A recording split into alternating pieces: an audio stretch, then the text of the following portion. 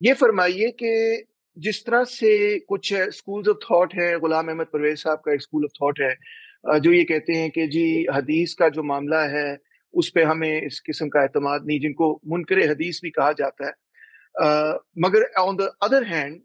As a historian میں یہ دیکھتا ہوں کہ اگر حدیث نہ ہو تو یا اگر ہم حدیث کو نعوذ باللہ ریجیکٹ کر دیں تو وہ ہسٹوریکل ریکارڈ ہی نہیں ہمارے پاس رہے گا کہ کیا ہوا، کیا نہیں ہوا، کیسے نہیں ہوا۔ آئی مین اتنا وہ میں تو یہ کہوں گا کہ وہ ایک پورا ہسٹوریکل ریکارڈ بھی اس کے اندر موجود ہے، اور ایز ہسٹورینز میں سمجھتا ہوں کہ امام بخاری اور امام مسلم وغیرہ جو ہیں انہوں نے ایک بڑا، اور بھی جتنے بھی ہیں انہوں نے ایک بہت بڑا رول پلے کیا as historians of the struggle and every thing. تو مگر کچھ اس میں ایسی چیزیں ذکر ہوتی ہیں، میں نے اب کوشش کی ہے میں جو امام بخاری نے پوری حدیث لکھی ہوئی ہے ان کی کتاب پڑھوں، میں بک 7 تک پہنچا ہوں اور امید ہے کہ ان کو بھی سب کو ختم کروں گا۔ بک 7 جب میں پڑھ رہا تھا تو اس کے اندر میڈیسن کے حوالے سے مختلف چیزیں تھیں، تو آپ نے ایک لیکچر کیا تھا جس میں آپ نے اس میں یہ فرمایا اور کہا کہ اگرچہ آپ کا اسکول آف تھاٹ جو ہے وہ بالکل بھی، میں سمجھ اف آئی انڈرسٹینڈ کریکٹلی، وہ غلام احمد پرویز کے پوائنٹ آف ویو سے اس چیز پر اگری نہیں کرتا اور آپ اون کرتے ہیں حدیث کو، مگر پھر بھی آئی تھنک آپ میں اتنی فلیکسیبلٹی مجھے نظر آئی کہ آپ نے یہ کہا کہ شاید اس میں کچھ غلط فہمیاں پیدا ہو گئی، کچھ چیزیں غلط بھی ریکارڈ ہو گئی ہیں۔ اسی طرح غامدی صاحب کا ایک لیکچر تھا جس میں انہوں نے یہ کہا کہ حضرت عائشہ رضی اللہ تعالیٰ عنہ کی ہو سکتا ہے کہ ایج جو ہے وہ بھی غلط ریکارڈ ہو گئی ہو حدیث میں، اگرچہ وہی لکھا ہے مگر شاید اس میں کوئی غلطی ہو گئی ہو۔ تو یہ بھی ایک دلچسپ قسم کا پہلو ہے، اس پہ ذرا وضاحت کیجئے کہ آپ کا کیا نقطہ نظر ہے؟ دیکھیے، جس وقت ہم کہتے ہیں کہ اللہ تعالیٰ نے دنیا میں دین دینے کا فیصلہ کیا تو اس کے لیے کیا طریقہ اختیار کیا؟ اس کے لیے ایک بندے کو منتخب کیا،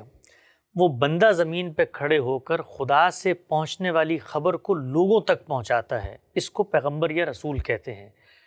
ہم لوگ دنیا کے اندر مختلف حقائق کو پرسیو کرتے ہیں، ہمارے ہاں علم کے کچھ ذرائع ہیں، وہ میرے حواس کے ظاہری باطنی حاصلات ہوں گے یا عقلی استنباط کے نتائج ہوں گے، استقراء کا عمل ہوگا، انڈکشن کا عمل ہوگا، استنباط کا، اس سے میں کچھ حقیقتوں تک پہنچتا ہوں۔ تجربہ مشاہدہ ہے، یہ تجربہ مشاہدہ میرے آبا کی تاریخ میں مجھ تک آ جاتا ہے۔ اس سے آگے بڑھ کے ایک نیا ذریعہ علم وجود پذیر کیا گیا دنیا میں، اور وہ کیا تھا؟ بندے کا انتخاب اور اس کے دل پر وحی اور اس کے ذریعے سے انسانوں کو ہدایت دینا۔ پیغمبر نے یہ کام کیا، کیسے کیا؟ دو طریقے سے کیا۔ ایک طریقے سے کیا کتاب میں لکھوا کر پڑھوا کر سنوا کر نسلوں میں آگے پھیلا کر، کہ کل کوئی یہ دعویٰ نہ کر سکے کہ کتاب تو کسی غار میں پڑھی تھی، پتہ نہیں کس نے کیا لکھ لیا، لوگوں نے اپنی پرسیپشن سے اس میں الفاظ لکھ لیے۔ نہیں، خود بھی پڑھا، 23 سال لکھوایا اور ہزاروں لاکھوں لوگوں میں اس کو پھیلا دیا، اتنی بڑی تعداد لوگوں کی کہ جن کا جھوٹ پر جمع ہونا عقلاً محال ہے، عقلاً ممکن نہیں ہے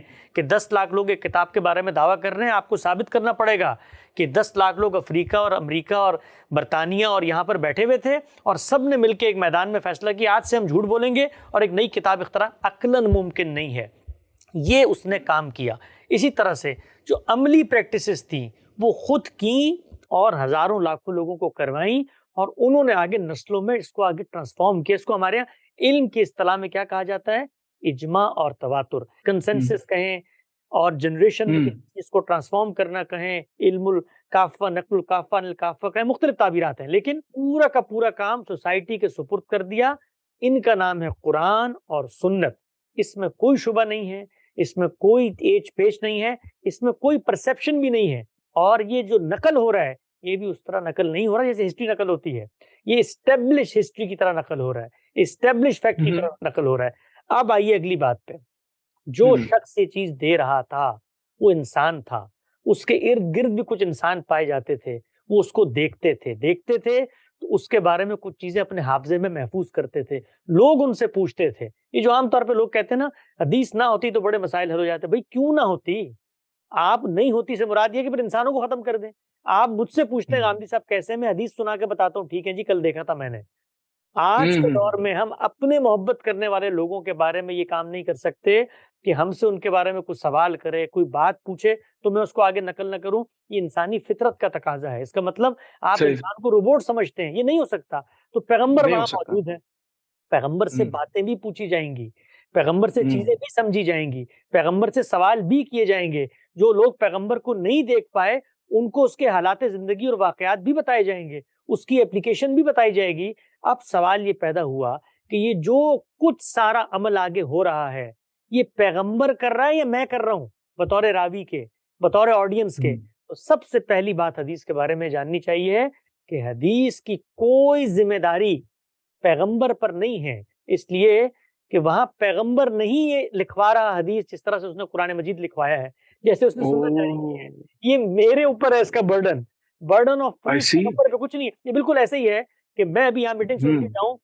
اور لوگوں کو کہوں تیمور رحمان صاحب سے آج میری ملاقات ہوئی تھی، انہوں نے تو 4 باتیں کی تھی کہ آپ میری باتوں کی ذمہ داری لیں گے؟ آپ کہیں گے بھائی یہ ان کی پرسپشن ہے، میری بات مجھ سے آگے ہے۔ تو کسی حدیث کی کوئی ذمہ داری رسول اللہ صلی اللہ علیہ وسلم پر نہیں ہے۔ حدیث میں کچھ بھی نقل ہو وہ انسانوں نے نقل کیا ہے، اور ہمارے جو لوگ تھے ائمہ جرح و تعدیل جن کو کہتے ہیں، انہوں نے اسی بنا پر کچھ پرنسپلز بنائے ہیں۔ وہ 5 پرنسپلز ہیں، وہ 2-3 لوگوں کے بارے میں ہے اور 2 کانٹینٹ کے بارے میں ہے۔ کہا جو آدمی بیان کر رہا ہے اس کو عادل ہونا چاہیے، جو آدمی بیان کر رہا ہے اس کا حافظہ اچھا ہونا چاہیے، جو آدمی بیان کر رہا ہے وہ جس سے سن کے بیان کر رہا ہے سلسلہ سند میں اتصال ہونا چاہیے، عقلی پریمیسز قائم کیے۔ اگر تو پیغمبر کی بات ہوتی ہے حدیث کہ پیغمبر نے مجھ تک پہنچا دی ہے تو میں کیا اس تحقیق نہیں پڑھتا نا، میں پڑھا یہ پڑھا کہ کیونکہ لوگ یہ بات بیان کر رہے ہیں۔ پھر کانٹینٹ کے بارے میں شرط لگائی انہوں نے کہ جو کانٹینٹ حدیث میں بیان ہو رہا ہے وہ علم اور عقل کے مسلمات کے خلاف نہیں ہونا چاہیے۔ مثلا آپ کے پیغمبر نے فرمایا ایک دن میں باہر نکلا اور سورج جو ہے وہ مغرب سے طلوع ہو رہا تھا، یہ تو ہو نہیں سکتا، سورج مشرق سے نکلتا ہے، تو میں اس حدیث کو نہیں مانوں گا۔ یہ اصول ہمارے ائمہ جرح و تعدیل اور محدثین نے بنایا۔ اسی طریقے سے کوئی ایسی حدیث نہیں مانی جائے گی جو قرآن و سنت کے خلاف ہو، یہ انہوں کا بنایا وہ اصول۔ یہ اصول اسی لیے بنایا گیا کہ انسان نقل کر رہے ہیں، تو جب کوئی چیز انسان نقل کرتے ہیں تو میں سب سے پہلے اس پر اپنا اعتماد علم کی سطح پر پیدا کرتا ہوں کہ یہ جو نقل کر رہے ہیں اور وہ جو پیغمبر مجھے دے کر گیا تھا اس کی روشنی میں اس کو رکھ کے دیکھوں کہ بات سمجھ میں آتی ہے کہ نہیں آتی۔ تو جب آپ اس کی روشنی میں اس کو رکھ کے دیکھتے ہیں تو آپ کو باتیں سمجھ میں آنا شروع ہو جاتی ہیں۔ آپ پیغمبر نے کہا بھائی مثال کے طور پہ کوئی ارتداد اختیار کرتا ہے اس کو مار دو، مجھے خبر پہنچا دی کسی شخص نے، تو میں قرآن کے اندر جاؤں گا پہلے اور دیکھوں گا کہ کن کو کہا جا رہا ہے۔ پیغمبر اپنی آڈینس کو کہہ رہے ہیں مجھے حکم نہیں دے رہے، کیوں دے رہے ہیں؟ قرآن بتا رہا ہے خاص حکم تھا۔ تو اس طریقے سے بے شمار چیزیں ہیں جو بالکل 2 اور 2 4 کی طرح حل ہو جاتی ہیں، اور لوگ عام طور پہ یہ تاثر قائم کرتے ہیں جی کہ حدیثوں کے اندر اتنے مسائل ہیں، وہ مسائل پیدا ہوں گے اگر آپ لوگوں کی بیان کردہ باتوں سے قانون اخذ کرنا شروع کر دیں۔ قانون قرآن و سنت سے اخذ ہوگا، اس کی اپلیکیشن آپ کو ہسٹری کے اندر جاننی ہے تو ہسٹری کو ہسٹری کے طریقے پر پڑھیں، سمجھیں۔ جو بات نہیں سمجھ میں آئے تو تعویل ہسٹری کی ہوگی، تعویل قرآن و سنت کی نہیں ہوگی۔ اور میں آخری بات بھی یہاں پہ عرض کر دوں کہ مجھے قرآن مجید نے ایک حکم دیا ہے، وہ حکم یہ ہے کہ پیغمبر تمہارے کسی نظام میں، تمہارے کسی جھگڑے میں فیصلہ کر دیں تو اس کے حکم کو بھی ماننا ہے۔ تم نے اس لیے ماننا ہے کہ میں نے زمین پر اس کو اپنا فرستادہ بنایا ہے، مجھے ہسٹری میں اس کا کوئی حکم ملتا ہے، ہسٹری میں کوئی حکم ملتا ہے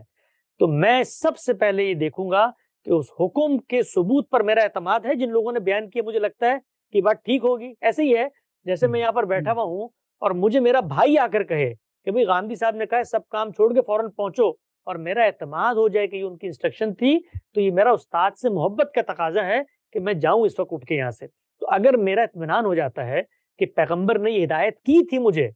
تو پھر پر لازم ہے، اگر میرا اطمینان ہو گیا ہے کہ میں اس پر عمل پیرا ہوں، سر تسلیم خم کروں، میں اس کا سامنے جھکوں، تو حدیث کے اندر بھی اگر کوئی ایسی انسٹرکشن مجھ تک آئی ہے جو مبنی بر قرآن و سنت ہے، انسٹرکشن پر ہسٹوریکلی میرا اعتماد ہے، اب وہ میرے لیے بالکل ایسے ہی دین کا حکم ہے جیسے قرآن کا حکم ہے، میرے لیے بالکل ایسی دین کا حکم ہے جیسے میں پیغمبر کے سامنے کھڑا ہوں اور وہ مجھے کوئی حکم دے، اگر میرا اعتماد ہو گیا ہے۔ اگر میرا اعتماد نہیں ہے تو میں سوال اٹھاؤں گا۔ انکار حدیث اور اقرار حدیث کی تعبیرات ہی بالکل غلط ہے۔ بھائی انکار آپ کس چیز کا کر رہے ہیں؟ ایک ہسٹری کا ریکارڈ آپ کے پاس آیا، یا وہ صحیح ہوگا یا غلط ہوگا، انکار کا بالکل بہت اچھی بات کی، بالکل بہت اچھی بات کی۔